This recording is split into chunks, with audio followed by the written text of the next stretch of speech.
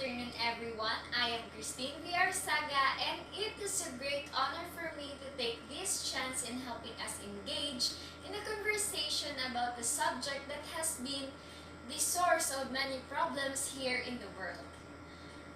I am here to discuss the impact of education to poverty and what steps we as young adults can make to be the change that we wish in our world.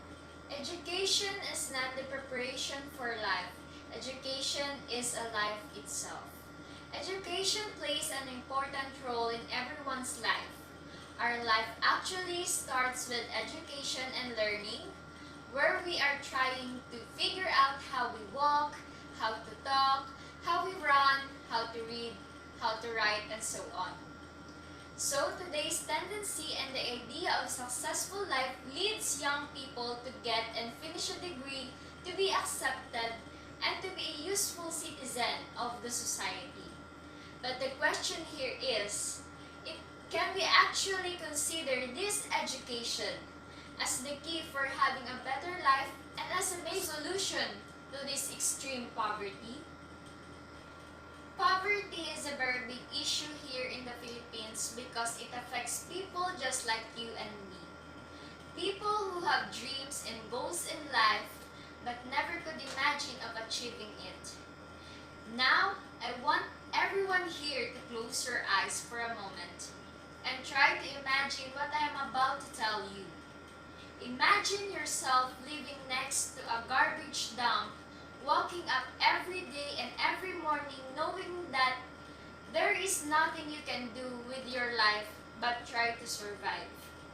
Imagine spending days looking through a garbage dump trying to find any recyclable material that you can sell. A lot of children and youths experiencing this kind of life in the Philippines. Therefore, poverty and education are intertwined. In fact, one of the biggest contributors to global poverty is a lack of access to education. Based on the 2019 Philippine education statistics, first, among 79 participating countries and economies, the Philippines scored the lowest in reading comprehension. Second, 70.44% of the Filipino graduate lack of skills in English fluency. Third, 48.17% of Filipino graduate lack of vocabulary. 2.97 million students drop out of the school. 69.9 drop are female students. Then lastly, 71% ages range 6 to 24 years old were out of the school because of poverty. Despite of some governmental efforts, the rate of how poverty affects education in the Philippines and reduced illiteracy in the Philippines has been slow progress. Learning achievement is low among children who came from the poor families. The rate of dropping out of the school is also high in needy communities. Schools in areas suffering from extreme poverty cannot provide an enabling environment to children for learning. As a result, high rates of crime, violence, kidnappings, terrorism, robbery, and many more. Therefore, it is safely stated that the low education rates in the poor communities can be attributed to poverty. So you may be thinking that you are only one and a common person and that nothing can do will even make a difference. Well, I am here to tell you that you are wrong. And that you can help all those who are in need in many different ways, such as first, we have the Philippine Charity wherein they give 100% of your donation straight to those who are in need. The reason why I chose to tell you about this charity is that they have unique ways when it comes in helping others.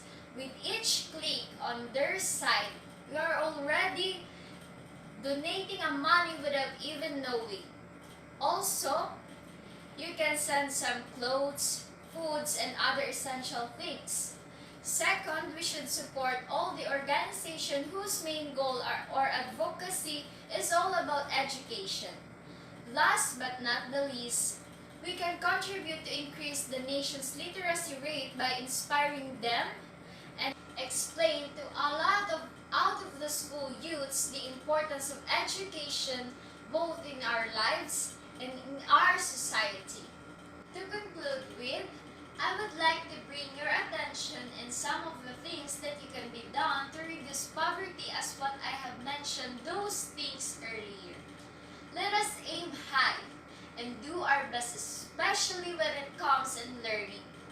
Before I end this, let me share to all of you the wonderful quote from Benjamin Franklin. There are three sorts of people in the world. First, those who are immovable. Those people doesn't want to do anything about it. Second, there are people who are movable. These people see the need for a change. And lastly, the people who make things happen. If we encourage more people and do something, that will be a movement. And if the movement is strong enough, that is the best sense of the word revolution. And that's what we need. So I challenge each of you, when you go home after this, look at yourself in the mirror and look at all your greatness and blessings in life.